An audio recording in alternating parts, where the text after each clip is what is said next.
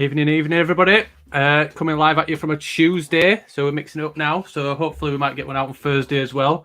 Welcome to, I want to say this week's episode of the podcast, but a special edition of the podcast, episode 108.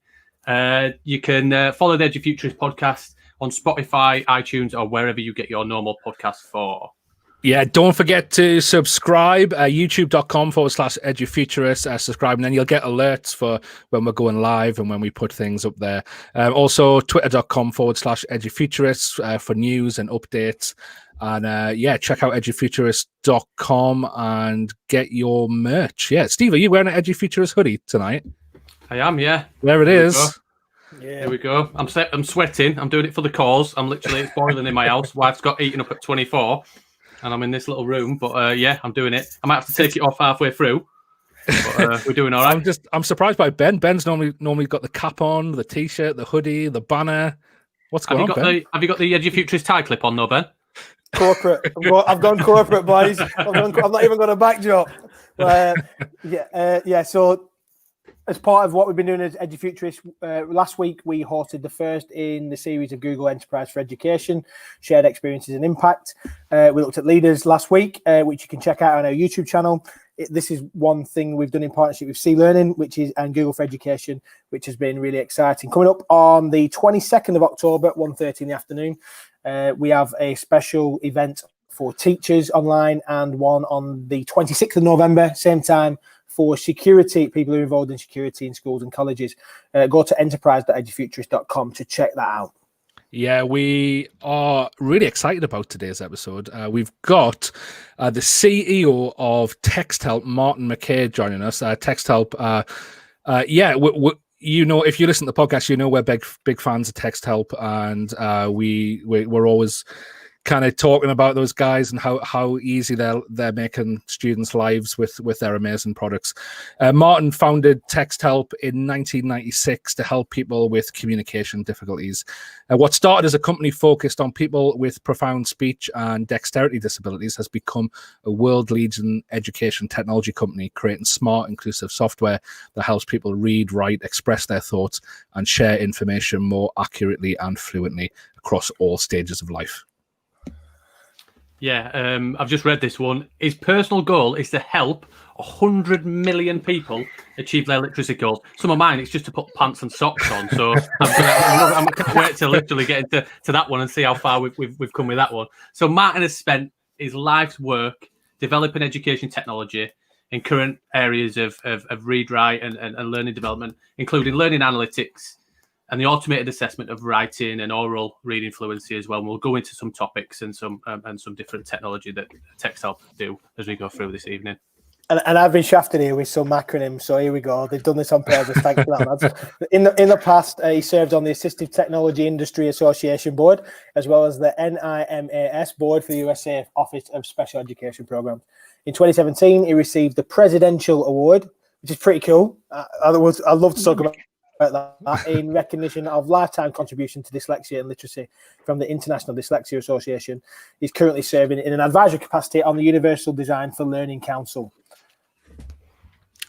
So, Martin, it's an absolute pleasure to have you on. Thank you, first and foremost, 100 million people. That's a massive target. So, do you know? I was at a thing in San Jose in 2016. And I was challenged to help 1 billion people.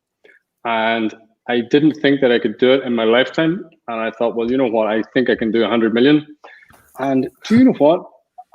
I definitely am going to reach 100 million without a doubt. And 1 billion's, actually maybe possible.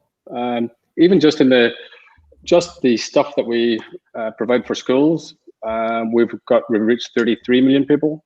And we've got some other stuff that we make for dyslexic adults on websites, and there's probably the same number there. So I would say I'm 2/3 of the way there. Yeah, because that's an interesting stat. I know that it's probably 33 million a year, but actually, as you look through the process of education, that there's a cycle, isn't there? And actually, what the primary kids going into education now, they're part of a 33 million, but actually they might have never featured it before. So I'd be really interested to actually see how close you are. And maybe you surpassed it. Maybe you're getting closer to the 1 billion. Who knows? Yeah, as I think as Martin frozen. I think you've dumbfounded him, Steve. We'll see. Hopefully, he comes back. Hopefully, he comes back. Maybe he's put that circle on because he's like, I'm nowhere near 100 million, Steve. What are you talking about, mate? Well, not to worry. We'll carry on. Hopefully, Martin comes back. It's just that's just the effect you have on our guest, Steve. I think he spent Ty. He thought he were Harry Hill. He thought he were you've been Britain. Oh no, that is not acceptable that you just called me Harry Hill live on a podcast, gents. Hi, Martin. Martin. Oh, I think we've frozen again. We'll get there. We will get there. Harry, give him something. Oh, Martin, are you there? Can you hear me? You see me? Yeah, we're good. Yeah, we're good. Yeah. Oh, Not to worry. Not to worry. we've just taken the mick out of each other for a bit. Don't worry. You'll be able to watch that when Not you, just out of us. He says I look like Harry Hill because I've got a tie on, because I never wear a tie. Okay. Sorry about that. No. If you guys were still online, it's clearly my connectivity. Sorry about that. No, it happens like on a regular basis. It'll drop out, and I suppose it's part of the conversation that we're going to have in terms of COVID. We've been having a conversation before we went live about connectivity and disadvantaged learners and everything else. And even in the settings that we're in, sometimes, even if you've got the best broadband and the best devices, sometimes it just happens, doesn't it? Stuff goes wrong. That's what they say, isn't it? Stuff goes wrong. Yeah. And they do say, animals, children, and never work with animals, children, or CEOs have said, but I don't know what. Yeah, that's right. Yeah. Well, I don't know. I think you gave us the polite version there when things go wrong. I think there's another version that's not. We are after 6 o'clock, so there's no watching on YouTube. Still, it's probably not. Yeah, probably good for me to just mind my language. It'd be better. So, as a CEO of a big tech company, and somebody works in the industry, what do you think the current state of play from the other side of the tech sector is? Because we're coming at it from schools, but actually, what's it like for you guys who are working with schools from the service industry? Yeah. So first of all, I don't see myself as being in a big tech company. We're kind of small team, and trying not to lose our roots. I would say the edtech sector is buoyant. I would almost say booming. We have seen an incredible increase in demand since March. I think like in the run up to March, edtech was edtech and it was pretty good. And then in March, whenever there was this kind of forced separation of teachers and students, and learning had to be done at distance, technology, it was just absolutely apparent that technology was necessary to bridge the gap. And it's been really very interesting for us to see things that we have been aching for years. We've got this math product that you guys know called Equitable, which is its mission is to make math digital and try to allow anyone to, even if you've got crappy handwriting, we'll turn it into nice and neat math for you. And if you can't understand what the math is, we'll read it out loud for you. And all the sort of things that are difficult to do with math on paper. And when you put like 10 or 15 miles between a teacher and a student, and they have to pass each other math notation, the product was perfect for it. And so that product's gone up in use about tenfold in the last few months. So, and it's, the other people that I know in the assessment sector and the online content sector, they're seeing similar increases in demand. It's very, very busy. Actually, scaling up hosting, I know, has been an issue for some providers. We've been used to having a very large number of users, but I know a few people have had, smaller startup phase companies who just weren't expecting the surge of growth have had to rush pretty quickly to get scalability in place. But it's good. It's I think generally very good, and it's a pity that we kind of like what we were talking about earlier. It's a pity that there's not more connectivity. The COVID thing has just exposed inequality in a way that's, it's unfortunate. The kids who have got technology and nice shiny laptops and fast internet connections at home, they have not been disadvantaged by distance learning so much. But unfortunately, the disadvantaged kids who don't have those things, they're further disadvantaged. So you know, it's up to government, I think, then to step in and try to provide some funding to get equipment and connectivity in front of those kids. Yeah, 100%. And I think for those people who are listening on, that you know that we go on about social justice quite a lot, and inequality and equity. A lot of people talk about that idea about that equitable access to technology, and I know that that's something that's been passionate on our hearts, and I know that the guys over at Texthelp, who we do work closely with, I know Steve's mentioned that a couple of times, who we work closely with, are always looking at that. So I'll give an example today. You probably won't know about, Martin. So I've got a friend who contacted me about her son who's severely dyslexic. Their college don't have any subscriptions to any Texthelp products like Read and Write. Now I was raving about it and saying this is really good, and I was trying to get their college to sign up. But I had a conversation with somebody who works at Texthelp today, and just said, I don't know what we can do for an individual learner. There's this learner who's in this place. He's gone to college. He had very, very different experience when he was in school, but they've gone to the college and there's nothing for him. What can we do? And I've just had a message off him, and this is the message he said. And this is not just set up. This is absolutely the message has just come through now. And he said to me, I just wanted to say thank you. I'll read it word for word. Just wanted to say thank you for sorting that program out for my laptop. The lady has been in touch and she sent all the info I need to set it up. Thanks for arranging it. It's going to change my life. Now, I know that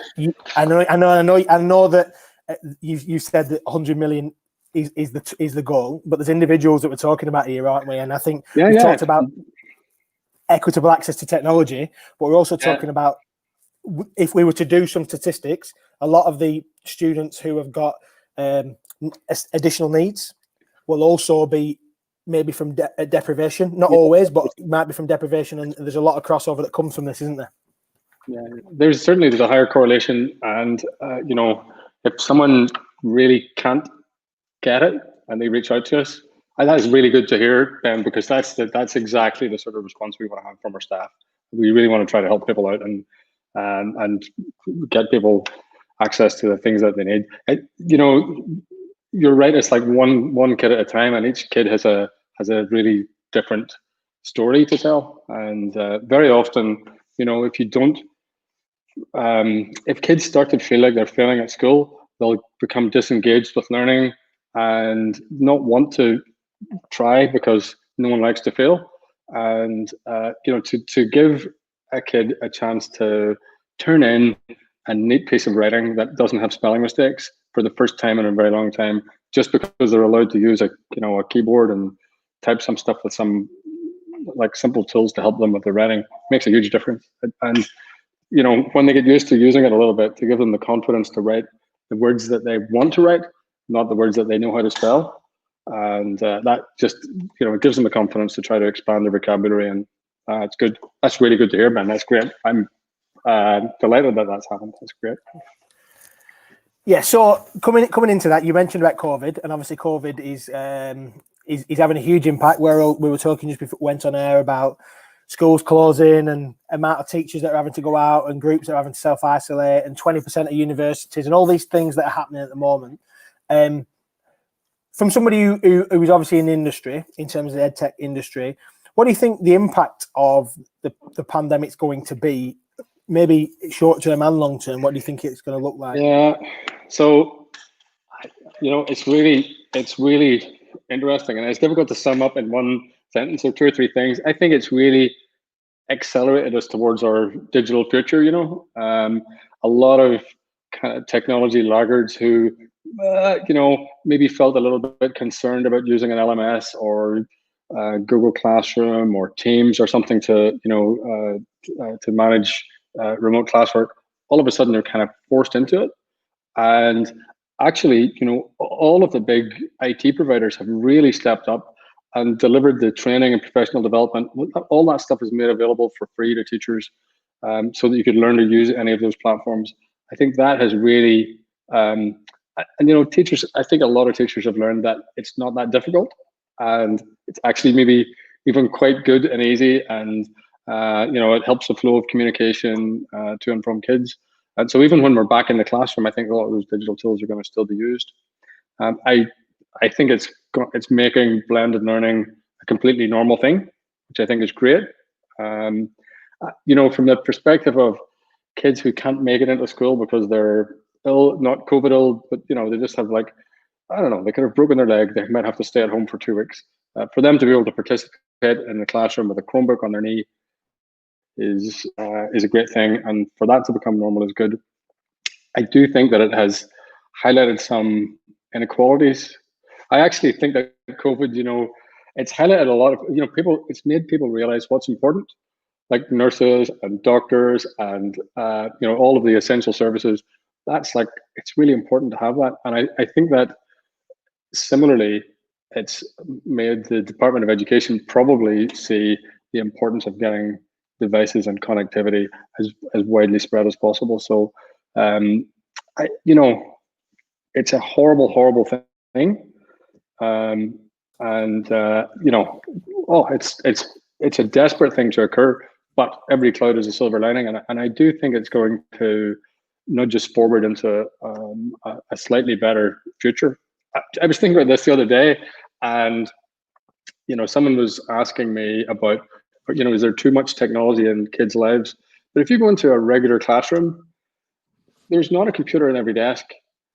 Definitely not. There's not a computer for every kid. But if you go into any workplace, there absolutely is. There's devices everywhere, and kids need to learn how to use them, and they need to be comfortable using them, and they need to be able to collaborate with other people, because when they move into the workplace, that's what they're expected to do. So I think it's going to accelerate things a little bit, although it's horrible. I just wish it wasn't here.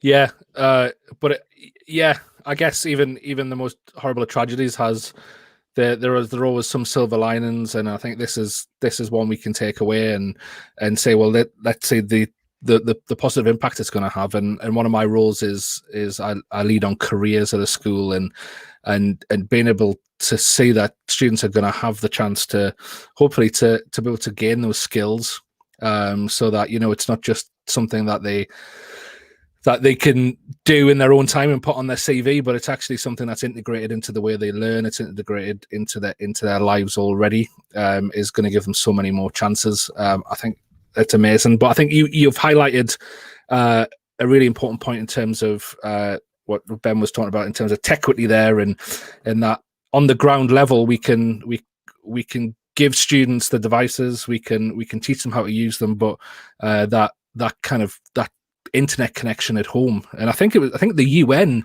a couple of years ago, although they didn't add it to the Charter of Human Rights, they did declare that it's a fundamental human right, that in access to internet. And we're seeing, and we've talked about it many times on this podcast, that we're seeing big projects from companies from Google, who are putting balloons in the air over Africa to give internet access to people. We talked to Lord Jim Knight, who recalled a story of refugee camps, so migrant refugee camps where people are paid to go around with a backpack with a Wi-Fi router in the back, which broadcasts a signal to refugee camps. So we're giving Wi-Fi to people most in need, and people who most need it in order to help them with their lives. But actually, I think this has highlighted that just down the road from us, there are massive problems with Wi-Fi access. And before we went live, you were sharing quite an inspirational story with us. If you want to get into that, Martin. Yeah, sure. And obviously, a lot of our business is in the US, and when the lockdown thing arrived in late March. Lots of kids had to, stay home from school, and they were really keen to do that, to get distance learning happening. And so, in quite a few districts, one that we work with in particular, they distributed Chromebooks to all their kids, and but then they found the same problem. Lots of kids are living at home, and they've got no Wi-Fi. So they turned the school buses into mobile Wi-Fi hotspots, and they drove them into the neighborhood, and the kids could socially distance around the bus with their Chromebook, and and participate in the class. And obviously, in kind of nice warm state in March and April, that was fine. But it's October now. And I would think in October in Minneapolis, that's not going to be an option, but it still is something that worked really well for them. Yeah, it's amazing. I think when people are kind of up against the wall and need to act, the innovation that comes out, and some of the stories that we're hearing of innovation in order to give students that chance is amazing. I think that's probably one of the kind of the happy stories of this time, like some of the lengths that teachers are going to in terms of providing for students, and not just tech, but making sure they get fed, making sure they have a warm meal, and and making sure that they're not afraid, and because scary time for a lot of people, and teachers want to teach, kids want to be back in school, seeing their friends, and it's a scary time for teachers. Schools are places where, well, you guys know, September, October time, lots of colds get transmitted, and I'm sure it's a pretty scary time for teachers. And I'm incredibly thankful and take my hat off to them for getting into school and continuing to do the really important work they're doing.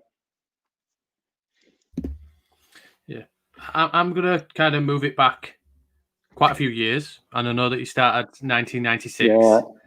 And before we kind of get into the launch of Texthelp, do you think pre-1996 did you see use of technology, or when do you think technology in learning and education? Because people, I think you speak to teachers and they still think it's a new thing, that actually it's just happened since COVID. When do you think it actually started then? I can tell you about my own experience. In 1982, I was 12, and a computer appeared in our school.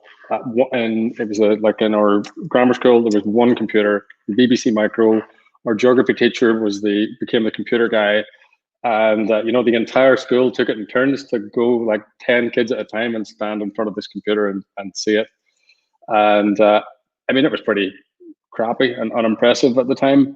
But they were trying to get us exposed to computers. And then there was a phase where computers were just used to teach computing.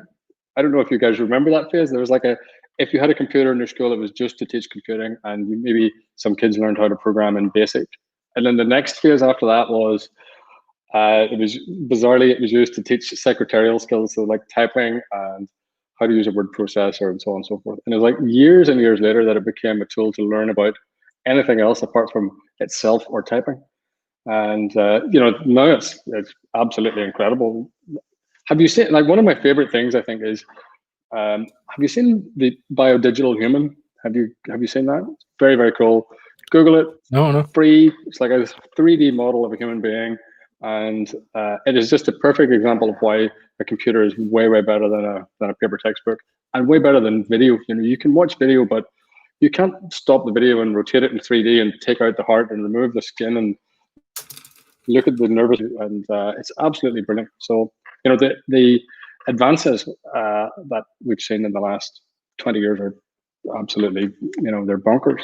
But we started to see computers being used in special education probably in, the late 80s. There were some text-to-speech devices around, and that's where my kind of interest in the whole thing came from. We started out making stuff for people with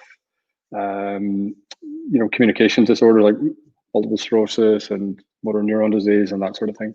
And so we kind of got into it there. But way back in the late 80s, certainly, when the Apple II was in education, there was a very active group of people who were using them as assistive technology. Even the really early Apples had text-to-speech.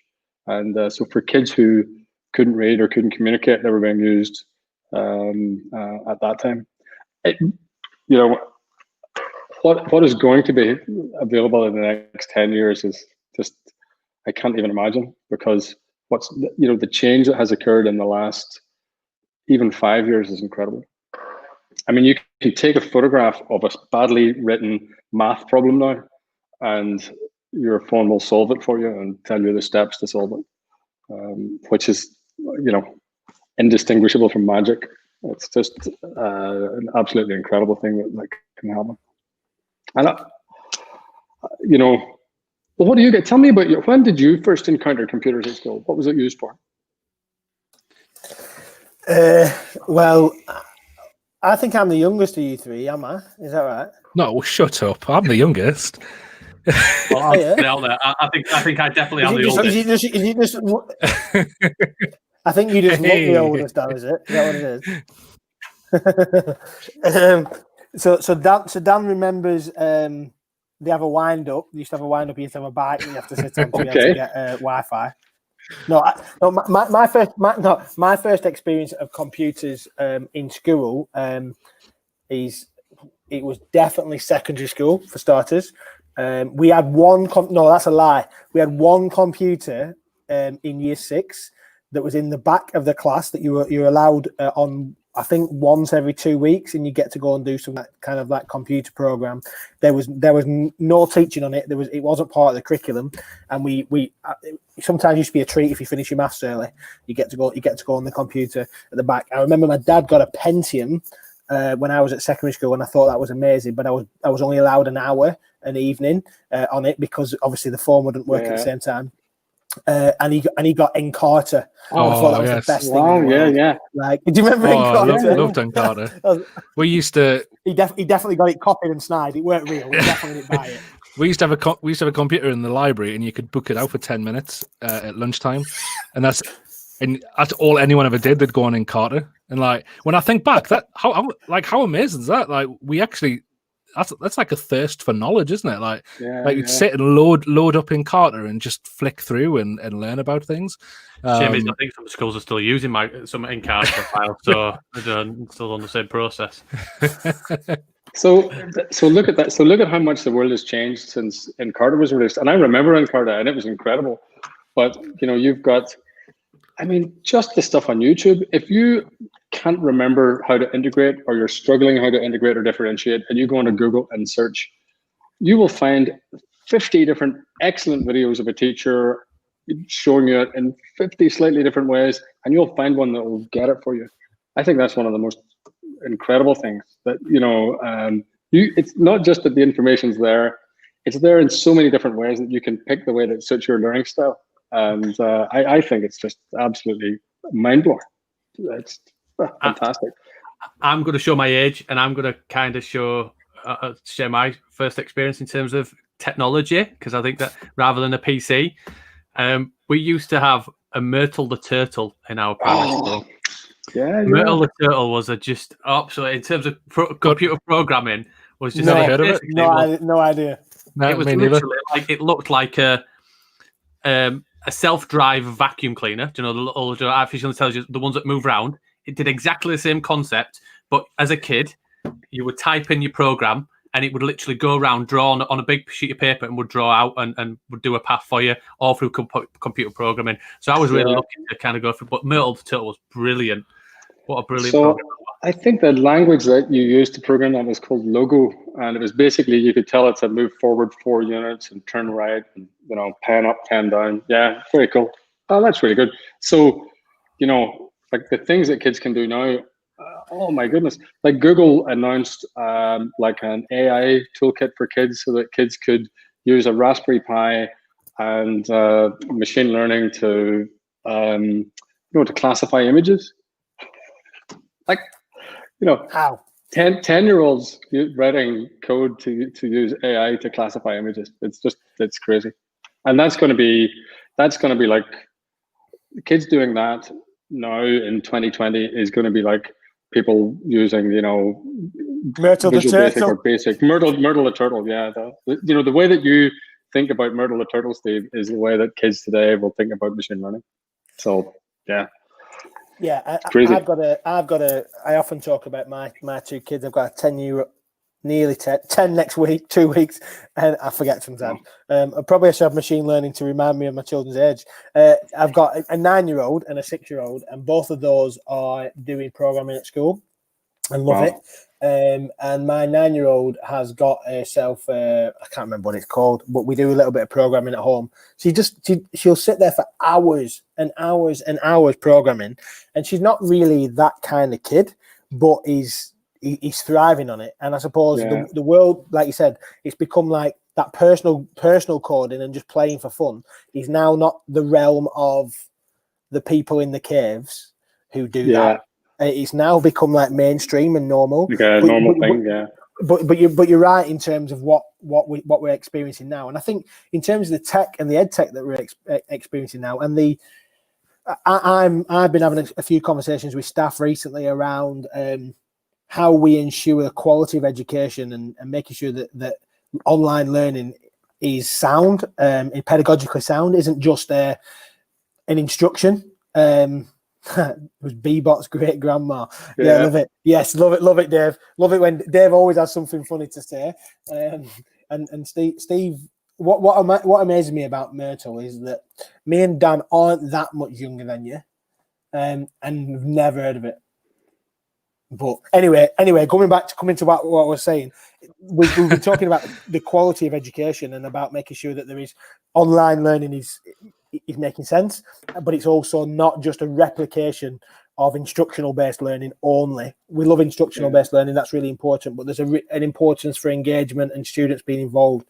So I wondered, kind of talking about the stuff that you're doing, and I know that some of the new stuff that's coming out at Texthelp, and there's been a big launch recently on a product that some of our users and listeners have been involved in terms of IQ. Whether it's something that you could maybe talk about what the future is with that, and what came about because of that. And I know it's not just about product, but it's important that we can. I can give you the kind of background to this, because our you said a really, like, you've touched on a really important thing there. Just because this cool technology exists doesn't mean that it helps learning. So one of the things that we do is try to partner with research institutions and so on to make sure that our stuff actually has a positive learning impact, and we have good learning outcomes from it. And so, for example, our software for dyslexia, we have a writing assistant. We have like word prediction to help kids write, but does that really help them to write, or does it, give them a crutch to lean on? So we partnered with Central Washington University to do a study to see if it really helped kids write. Guess what, it does. Kind of no surprise there. But we ended up then getting into tracking kids writing, really for the purpose of proving to ourselves if the interventions that we were making on the kids' behalf, if they were providing a positive learning kind of reinforcement. So we started to collect, now we call it learning analytics. So whenever people are writing, there are lots of things that you can find out about the writing if you use some technology to observe it. Not only can you see how much they write or how fast they write, you can see how mature their writing is. So actually, this is interesting in a geeky kind of way. Every word in English has got like an age of acquisition, an age that you learn it at. So whenever you're 2 or 3 years old, even before you can write, the word dog, the dog says woof. And when you're about 12, you'll probably learn the word photosynthesis. And maybe if you go to university and study something like chemistry or biochemistry, you might learn the word photochromatography. So you can look at the words in a passage and assess the maturity of that text. So we're able to look at text and tell the teacher how mature that text is. We did a study with the University of Central Florida on this, and we looked at, we had like 250,000 writing samples that we had analyzed and guessed the reading age. And then we handed the data over to the University of Central Florida, and our text maturity assessment correlated with the kids' real age, 99%. It's like the statistics guys had found it almost incredible. So we're very focused on making sure that the technology that we provide has got a sound footing from an educational research perspective. But the thing that's really interesting about that is, and once you can prove that the data is good and the sample set is big enough for you to be able to make some judgments about kids writing or kids reading, you can then give a teacher really actionable information that helps them, take that kid to the next step or overcome a challenge that the kid's got.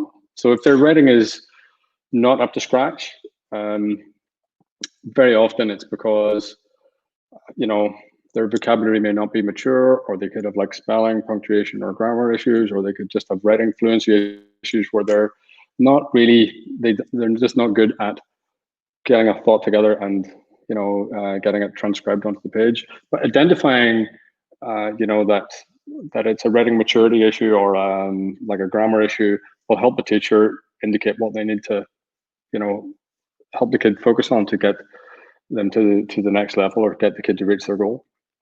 It's like we had the same thing years ago with our oral reading fluency product. So we've got this product called Fluency Tutor, and kids can practice reading aloud. And then this helps teachers assess oral reading fluency. And in young kids, there's like half a dozen different types of error they'll make. Sometimes they'll hesitate, sometimes they'll mispronounce, sometimes they'll omit a word, sometimes they'll put an extra word in, sometimes they'll mix words up, and so on. And if you if you kind of assess their reading and make a little histogram of the types of errors that they make, you can tell how to instruct them to move them on in their reading. So if they often make mispronunciations and hesitations, then it's probably phonics. They've read up to the word, they hesitate because they don't know how to tackle it, then they sound it out wrongly. That's a phonics issue.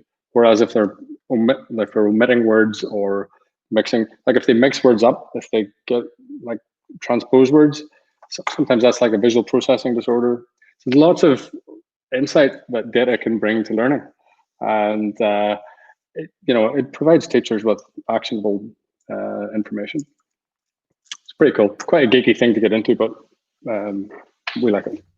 No, it's amazing. I think it's a great example of kind of where's this, like the what you guys have started in these tools, like just how far you can push that. Like I'm just thinking, we're talking about how will technology be for the next generation, but I'm just thinking like when this in the next 10, 20 years, like for that technology just to be sitting in the background and providing that data to students like it is now, like but how amazing it's going to be for students, for teachers to be able to target, and for then for the kind of the AI in that, but for that to be automated is where what you guys have started, where that can lead, just in my head right now in terms of the use of big data within the school is phenomenal.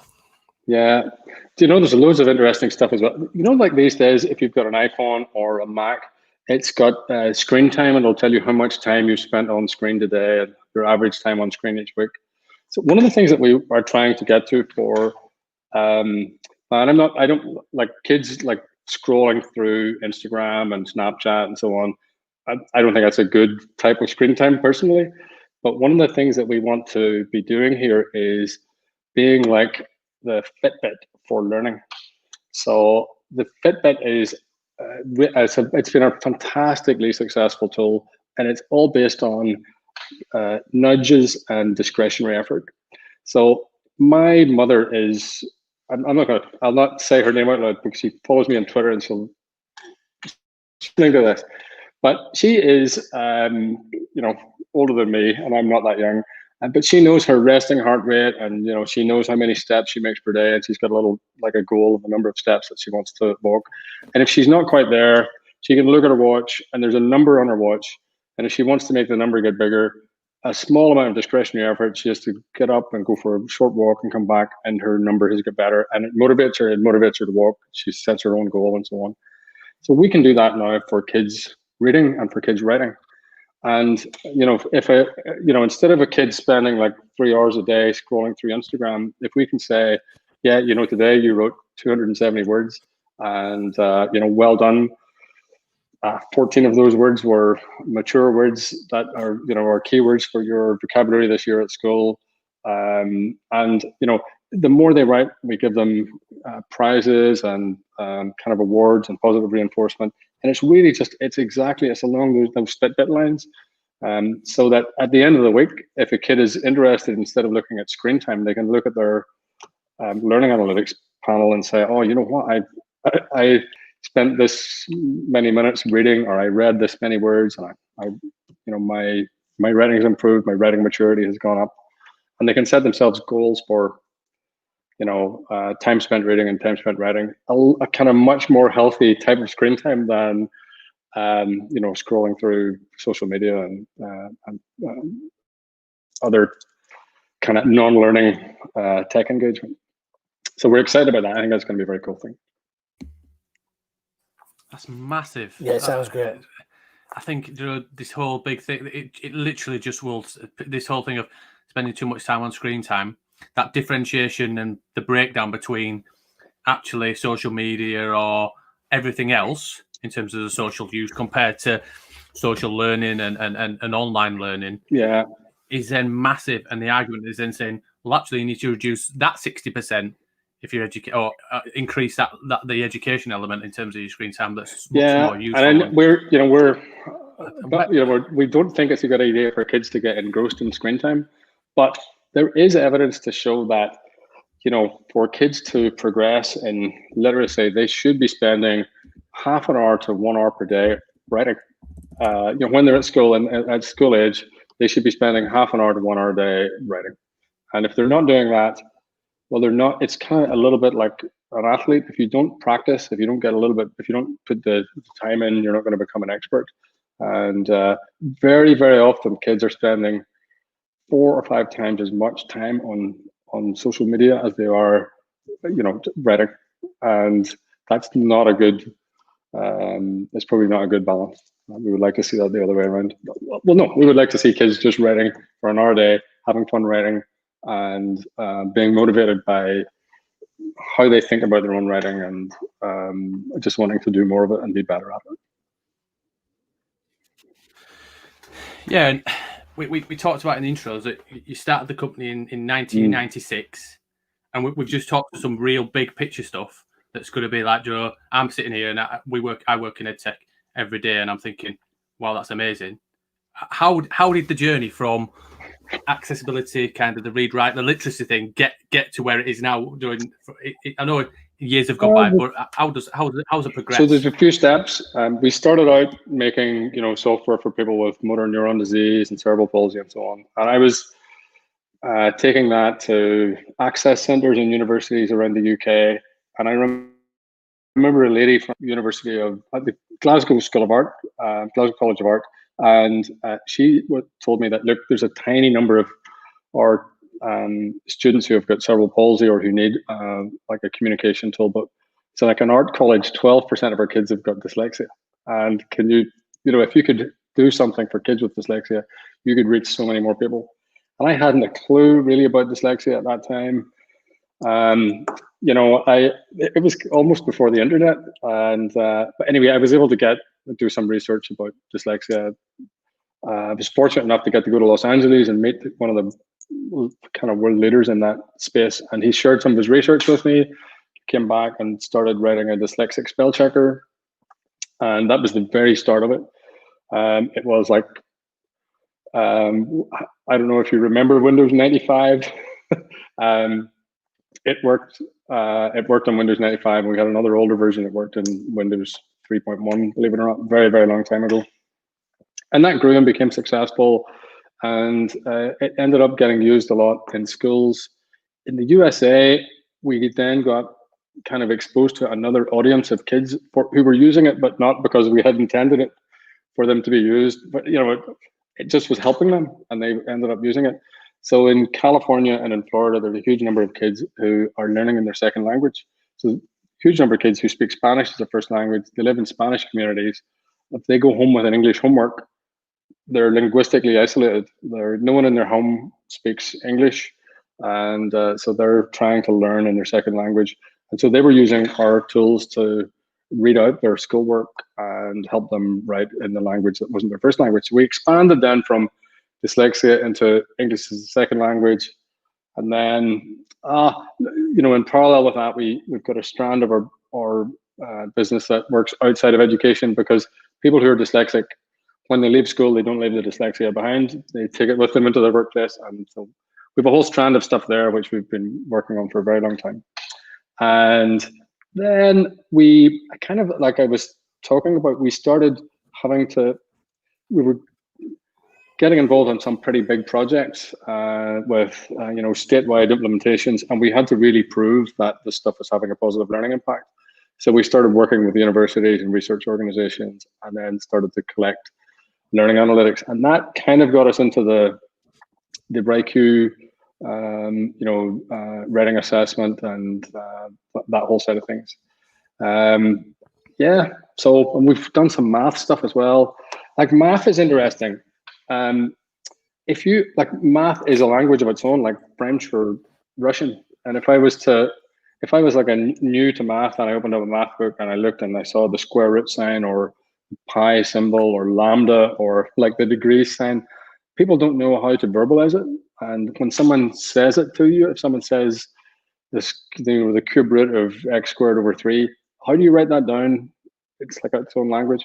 So we almost approached math from the same perspective that we approach English for dyslexic people.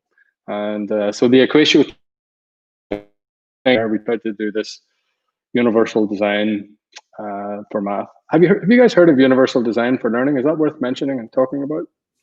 Yeah, definitely. It's not something I've come across, but yeah, go for it. So this is like really at the core of what we try to do in education. It's one of our absolute totems. So in a physical building, if you go into a modern building these days, like something that's been built in the last 10 or 15 years, you are absolutely assured that there will be a ramp there for people who need a wheelchair. And if you go into the lift, there'll be braille on the buttons, and there'll be tactile signage throughout the building. And that building has been universally designed. So it doesn't matter about your ability. That building is able for, it's easy for you to move around in and take part in. But the thing about it is, because it's been universally designed, a mother with a buggy or a pram can use that ramp. The subtitles that are on the TV, who's been lying in bed at night with their partner says, turn the TV off, you can turn the volume down and turn the subtitles on. And even though it's there for a population of people who are deaf or hard of hearing, lots and lots of people use it. If you go into a sports bar, very often the volume is down, but the sports TV is on, and they've got the the sign language going across. A study showed that the largest group of people who use subtitles are people in airports, because they can't have the volume on in airports. So when stuff is universally designed, you get this happy, unintended, additional kind of user stories around it, where people find the building more flexible or the service more flexible. And in learning, when you apply universal design for learning, you can create learning materials and classroom practices that are universal. So if you design them once and implement them carefully, anyone can use them. And it doesn't matter if a kid has got visual impairment or a motion dexterity problem or dyslexia or English as a second language. The learning materials should have enough scaffolding built around them so that the kids can learn, autonomously and independently, and in a style that suits them. And it's really kind of about recruiting interest and giving kids multiple means of consuming the information and multiple means to potentially respond. So with our math product, we allow people to speak the response and dictate it, handwrite it. You can even write it on a piece of paper and take a photograph. You can type in plain English and we'll turn it into math notation for you. So the idea is that we're completely flexible about how people consume the learning materials and then also express their knowledge back. So it's universal design for learning. You guys should champion that in the UK. It's such a good practice. Yeah, definitely. And I think just what you were saying there resonates in terms of what our learners use speech to text for. Actually, a lot of them have mobile phones when they're on the bus, when they're walking between places. Staff as well, they're literally speaking into a doc, and then they go back and edit it and make sure that it's tidied up after. And I think it was David Price, and maybe or somebody else we've had on the show, and a lot of authors are actually using that when they're walking, and they're actually starting to write their books using that, and then obviously going around and thrashing it out and doing all the rest of it. And it's amazing that when you speak to teachers originally, they think, oh no, we still need the ability to write. 100% you do, but actually it's going through a different means, and then it's going back and having the understanding and the knowledge to edit and go through that process, which is really, really important. And we're seeing a massive surge in that for learners, especially on smaller devices such as a smartphone. Yeah. Yeah, absolutely. And you know, I think it's more important that kids learn to edit. I mean, it's kids need to write, and but you know, if it's on your phone, why not use it? It's so much easier. And I mean, it's not like we force people like me who have glasses to you know, to read without glasses. It's like it makes it easier to read. It's there. Why not use it? I think the same thing about text to speech. I have my brother-in-law is a virologist and a scientific officer at a pharma company, and he uses text to speech so he can listen to scientific papers as he's driving home in his car. So you know, some people use it as because they can't read. He does because he wants to consume more information when he's not able to read with his eyes. So it's yeah, whatever works. The tools are there. That's amazing, Martin, and kind of the repertoire that Texthelp has now in terms of Equatio, IQ, Read Write, all of them are helping.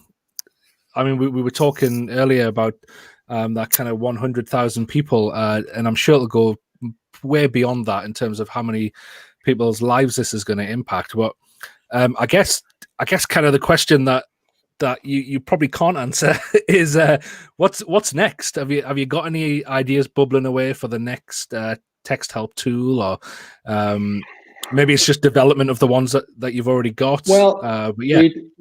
We do. We're pushing ahead with this Fitbit for Learning thing, so you're going to see that more with. I mentioned that kind of analogy of the screen time, where you can see time spent reading and time spent writing. So you're going to see more that kind of learning analytics side. We're also on a little bit of a mission to try to make the world a little bit easier to understand, because you know, lots of times, if you go and try to find out about something, the person who's writing about it, very often they want to seem clever, so they'll use sophisticated language, and very often that's just hard to consume, and it puts up a barrier for people who can't deal with cognitive load. So we're on a little bit of a mission to help the world become an easier to understand place, and we're going to be creating some tools to help people write for their audience. So if you've got a really highbrow book and you want to blow people away with your phraseology and vocabulary, great. But if you're writing for public service, for healthcare, and you're trying to get a message, a key message like a COVID safety message, or across to the general public, 16% of whom cannot read independently, and you know, some other percentage of whom are reading in their second language. Making the text simple and concise and easy to understand is something that we're working on. And I'll tell Boris that. Yeah, yes, absolutely. So that's something that we're trying to do, trying to make the world a little bit easier to understand. But you know, in the education space, we've got some cool stuff coming out with PDF, a new PDF viewer, which is very cool. Yeah. I would say learning analytics is where it's at. Some stuff going on with machine learning, which will be quite cool. Yeah, that sounds good. Yeah, that sounds good. Like something to kind of cut through the bullshit would be very, very welcome. Yeah. Oh. Yeah. Well, you just said it, Dan, live. Yeah. Oh no! As soon as somebody mentioned Boris, I just mean in general, just in general, and yeah, like you say, Yasmin's going to tell you off, Dan. Look. Yeah. Just on that, Martin, has your role changed in Texthelp as a company? Then have you gone from CEO to CEO again? Have you? Yeah, I was the founder and CTO because I just didn't want to. And but our CEO, who's been working with me and leading the company for 20 odd years, he's decided to take a step back and take life a little bit easier. He's moved onto our board, and so I'm in the hot seat now for the next few years. And I must say I'm really enjoying it. It's great, but the job openings don't come up too often. So it's I'm really enjoying it. It's fantastic. It's very good fun. Hopefully, you're as good at table football as the gent who's just vacated. I know that he's a massive player when we've been over and we've been to bed. Yeah. So yeah, let's hope that you can carry on that legacy. That and pool, we've got a pool table, a table tennis table, and a foosball table, and when we get back into the office again, our skills are going to have dropped right off because we're all distance working and really missing each other. It's not as much fun, It's good to get onto something like this to not work, just have fun and talk. We're losing that a little bit at our work at the minute. I'm keen to try to find a way for us to get back into the office and see each other and just do normal things. Martin, I love how you've just spent the last hour talking about work, and you've said it's been great to spend an hour not talking about work. Well, but you know what I mean. I do. I do. Well, it's by the way, I apologize. I had to just nip out. Just the realities of life, and I'm turning my camera off, and then I've got people crying at the door. So, Martin, it's been absolutely fantastic talking with you, thinking about a response to COVID, what things look like post-lockdown, but more important than that, some of the big areas around equitable access and why accessibility matters. And we reckon that 100 million, if you're not there already, will be there soon. And the work that you're doing is brilliant. The products you've got are brilliant, and we are massive advocates at Edufuturists. So if you haven't done so already, please, if you're listening to this or watching this, check out texthelp.com. You'll be able to find out some of the resources that Martin's been talking about. And I know that they're very, very active on social media as well. So get involved with that. Martin, thanks so much for coming and joining us on the podcast this evening. Thank you, Ben. Thank you, Steve. Thank you, Dan. Really enjoyed it. It's been a blast. Catch you guys again soon. Cheers, Martin.